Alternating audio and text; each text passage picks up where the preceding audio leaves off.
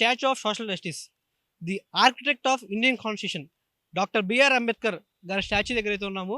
ఇది తెలిసిందే, విజయవాడలోని 125 ఫీట్ స్టాచ్యూ బిఆర్ అంబేద్కర్ గారిది. ఈరోజు బిఆర్ అంబేద్కర్ గారి జయంతి సందర్భంగా ఎక్స్ మినిస్టర్ రావెల కిషోర్ బాబు గారు అయితే ర్యాలీ అనేది స్టార్ట్ చేయడం జరిగింది.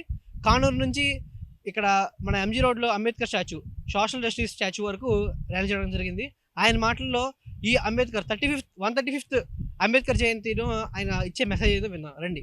నవభారత రాజ్యాంగ నిర్మాత, తాడిత పీడిత బడుగు బలహీన వర్గాల ఆశాజ్యోతి, బహుజన వర్గాల మెస్సయ, సమసమాజం కోసం నిరంతరం పోరాడినటువంటి పోరాట యోధుడు, సమానత్వం కోసం నిరంతరం ఉద్యమించినటువంటి ఉద్యమ నేత, మా కలియుగ దైవం బాబాసాహెబ్ డాక్టర్ అంబేద్కర్ గారి యొక్క 135వ జయంతి సందర్భంలో విజయవాడ నడిబొడ్డులో 125 అడుగులు ఉన్నటువంటి ఈ విగ్రహ యొక్క స్థలానికి వచ్చి ఆయన పాదముల చెంత ఇక్కడ మేము ఈ విధంగా మాట్లాడటం అనేది మా అదృష్టంగా భావిస్తున్నాము.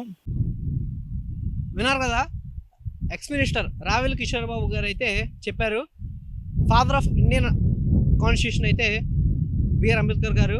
ఆయన ఈ ఇండియాలో ఏదైతే అన్టచబిలిటీ కానీ, క్యాస్ట్ డిస్క్రిమినేషన్ కానీ ఇలాంటివన్నీ అవాయిడ్ చేయాలి, పూర్తిగా అబాలిష్ చేయాలని చెప్తున్నారు. వీడియో జర్నలిస్ట్ ఆనంద్తో reporter Suhas, signing off, Vijayawada.